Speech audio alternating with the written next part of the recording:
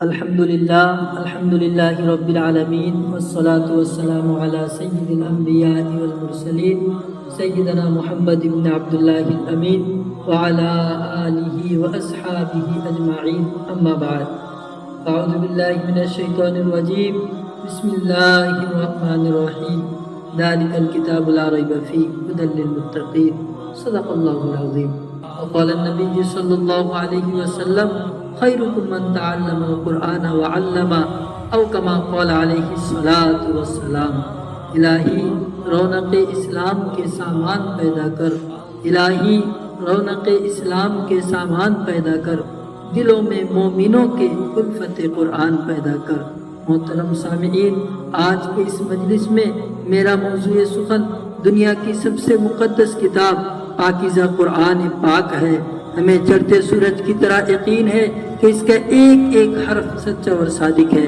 وہ قرآن پاک جس کی زبان مقدس، بیان مقدس، جو فصاحت و بلاغت کا ٹھاٹا مارتا سمندر ہے، جس کے متعلق ارشاد ربانی ہے، قرآن وہ کتاب ہے جس کے صادق اور برحق ہونے میں کوئی شک و شبہ نہیں، اور جس کے بارے میں محسن انسانیت حضور پاک صلی اللہ علیہ وسلم نے ارشاد فرمایا، تم میں سب سے بہتر وہ شخص ہے جو قرآن سیکھے اور سکھائے۔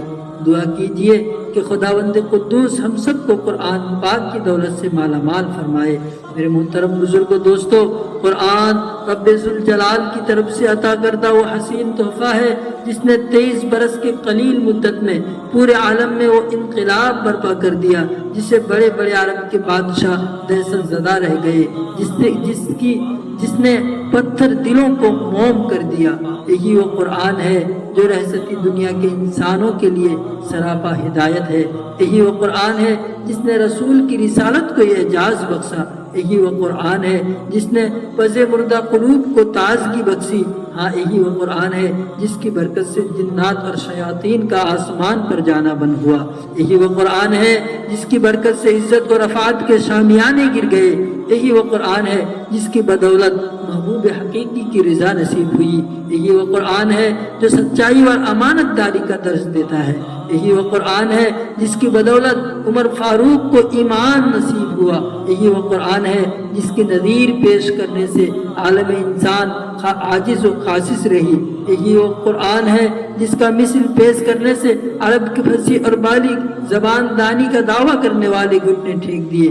یہی وہ قرآن ہے جس نے ضلالت اور گمراہی کی دلدل میں پھنسی ہوئی انسانیت کو ہدایت کا پیغام سنایا۔ یہی وہ قرآن ہے جس کی حفاظت کا وعدہ خود خالق کائنات نے فرمایا۔ یہی وہ قرآن ہے جس کی تلاوت میں دلوں کے واسطے فرحت و بشاشت کا سامان ہے۔ دوستو، یہی وہ قرآن ہے جس نے ذہنی قوتوں کو جلال بخشا۔ یہی وہ قرآن ہے جس کی برکت سے اجڑے چمن میں بہار پیدا ہوئے۔ محترم بزرگوں دوستو، آج کے اس نازک دور میں حافظ قرآن کو فضول سمجھا جاتا ہے۔ اس کے الفاظ کو رٹنے کو حماقت بتلایا جاتا ہے۔ کہا جاتا ہے کہ اس کا رٹنا اور بے سمجھے پڑھنا بے سود ہے۔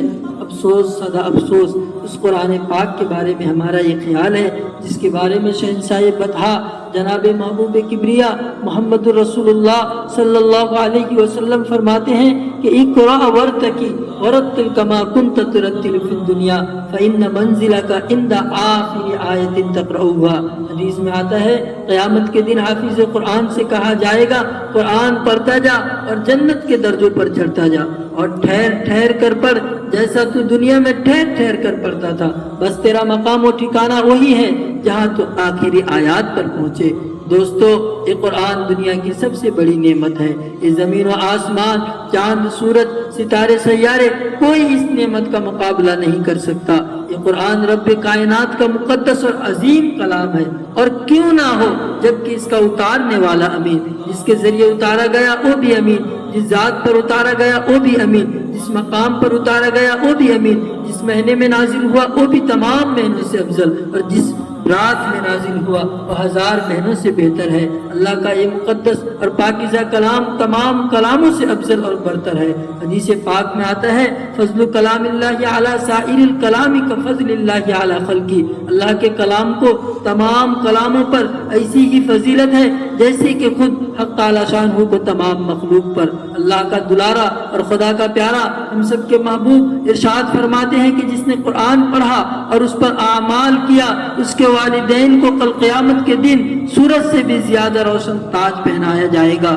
غور کرنے کا مقام ہے کہ جب والدین کو اس گراں قدر انعام سے نوازا جائے گا تو خود پڑھنے والوں کے مقام و مرتبہ کا کیا عالم ہوگا۔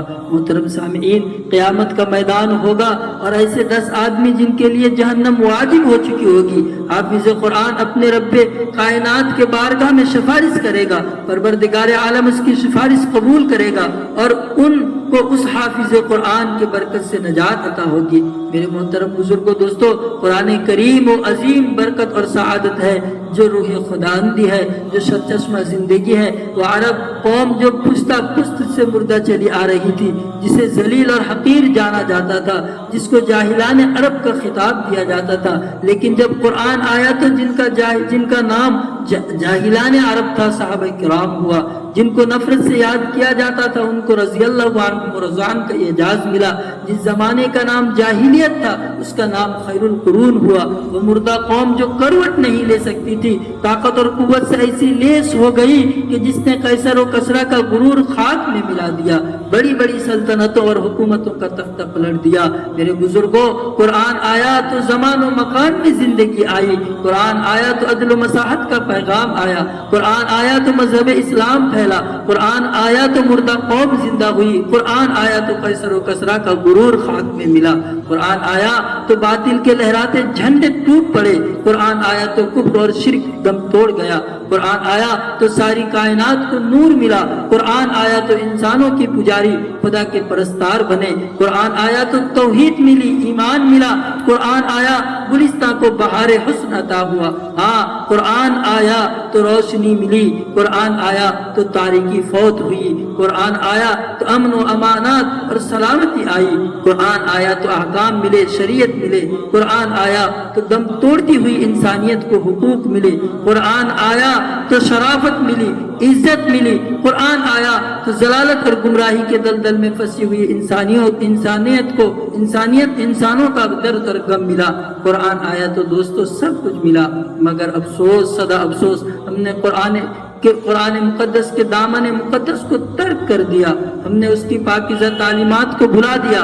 نتیجہ یہ ہوا وہ مسلم قوم جس کے سر پر عزت اور رفعت کا تاج تھا، ذلت اور رسوائی کی غار میں جا گری۔ وہ قوم کامیابی جس کے آگے بڑھ کر استقبال کرتی تھی، ناکامی اس کا مقدر بن گئی۔ وہ مسلم قوم جس کی ایک آواز پر افریقہ کے جنگل میں رہنے والے خانخوار جانور میدان خالی کر دیا کرتے تھے، آج ایک چیٹی بھی اس کا حکم ماننے کو تیار نہیں۔ وہ قوم جس نے کبھی حکومت اور سلطنت کا فریضہ انجام دیتا تھا، آج غلامانہ زندگی بسر کر رہی ہے۔ وہ قوم جن پر کبھی تاریخ ناز تھی، آج ماتم کنا ہے۔ وہ قوم جس کی ماضی روشن اور تابرناک تھی، حال و مستقبل اس کا تاریخ ہے۔ مسلمانوں، سمجھو اور ہوشیار ہو جاؤ، غفلت کا پردہ چاک کرو، قرآن سے وابستہ ہو جاؤ، یا ورنہ یاد رکھو تاریخ ہمیں کبھی معاف نہیں کرے گی۔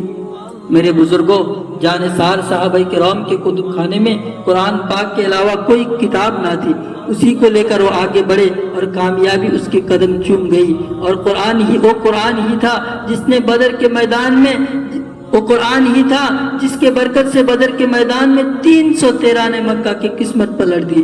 آج ہم ہیں کروڑوں، مگر دوسری قوم ہم پر سوار ہے۔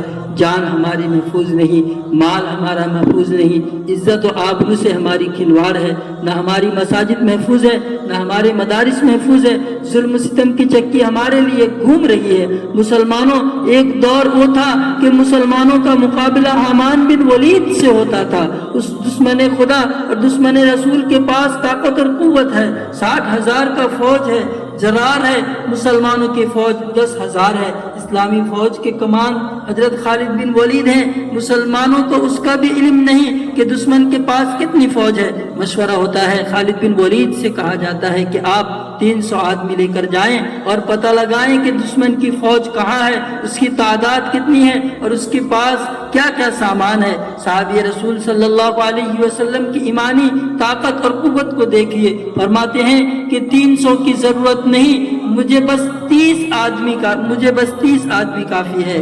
صحابہ رضی اللہ تعالیٰ عنہ عرض کرتے ہیں آپ کی قوت ایمانی آپ کو مبارک ہو، دنیا دار الاسباب ہے، 30 آدمی سے کچھ نہیں ہوتا، کم از کم 60 آدمی لے جاؤ۔ چنانچہ 30 آدمی کا اور اضافہ کر دیا گیا اور اسلامی فوج کا یہ مختصر سا قافلہ آگے بڑھا۔ چند میل کے فاصلے پر معلوم ہوتا ہے کہ وہاں دشمن کا لشکر ہے، اس کی تعداد 60,000 ہے۔ خالد بن ولید کی ایمانی حرارت جوش میں آئی، فرمایا کہ دشمن کا لشکر سامنے ہے، میرے رائے ہے کہ ادھر منتظر صحابہ کرام کو اطلاع کی ضرورت نہیں، اس سے مقابلہ کے لیے ہم کافی ہیں۔ سب نے ایک زبان ہو کر کہا کہ ہمیں شوق شہادت ہے، جب شہادت سامنے ہے تو دشمن کی کثرت تعداد کا کیا پرواہ۔ اسلامی فوج کا ایک مجاہد اعظم صفے بناتا ہے، دوسری طرف 60,000 کا لشکر حامان بن ولید آگے بڑھتا ہے، کہتا ہے کہ ہم تو سمجھتے تھے کہ تم مسلمان قوم بڑی سمجھدار ہو، لیکن معلوم ہوتا ہے کہ تم بیوقوف اور احمق ہو، کیونکہ 60,000 سے لڑنے کے لیے 60 آدمی لے کر آئے ہو۔ جاؤ تم پر رحم کرتے ہیں، 2 بوریے کھجور اور چند اشرفیہ دیتے ہیں، کیوں تم اپنی جانوں پر ظلم کرنے آئے ہو، یہاں سے چلے جاؤ۔ میرے بزرگوں، دوستو، ان کے جابازی اور بہادری کا سبق آپ کو سناؤں، جگر تھام کر بیٹھیں۔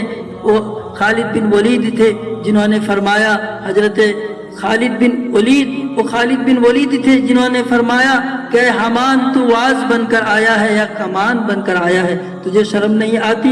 اپنی بزدلی کو واز کے ذریعے چھپاتا ہے، لڑنا ہے تو سامنے آ کر مقابلہ کر۔ چنانچہ ایسا ہی ہوا۔ میرے محترم بزرگوں، دوستو، حامان بن ولید کی حرارت جوش میں آئی، اس نے اپنے لشکروں کو حکم دیا کہ ان کو تھام لو۔ راوی لکھتے ہیں کہ رسول خدا کے وہ جاباز سپاہی 60,000 کے لشکر میں گھستے ہوئے تو نظر آئے، لیکن اس کے بعد تلواروں کی چمک اور کھچا کھچ کے علاوہ کچھ نظر نہیں آیا۔ 3 گھنٹے میں جنگ کا فیصلہ ہو جاتا ہے۔ تاریخ شاہد ہے، زمین و آسمان گواہ ہے کہ ان 60 نے 60,000 کا منہ پھیر دیا۔ میں پوچھنا چاہتا ہوں کہ وہ کون سی چیز تھی جس نے صحابہ کرام میں یہ طاقت و قوت پیدا کی؟ دوستو، یہی قرآن تھا جس نے 1 کو 1,000 پر بھاری کر دیا۔ کسی نے سچ کہا، وعدہ غلبہ ہے مومن کے لیے قرآن میں، پھر جو تو غافل نہیں، کچھ ہے قصر تیرے ایمان میں۔ اگر ہم ماضی کی طرح حال و مستقبل کو روشن اور تابناک بنانا چاہتے ہیں تو قرآن پاک سے وابستہ ہونا ہوگا، اسے سینے سے لگانا ہوگا۔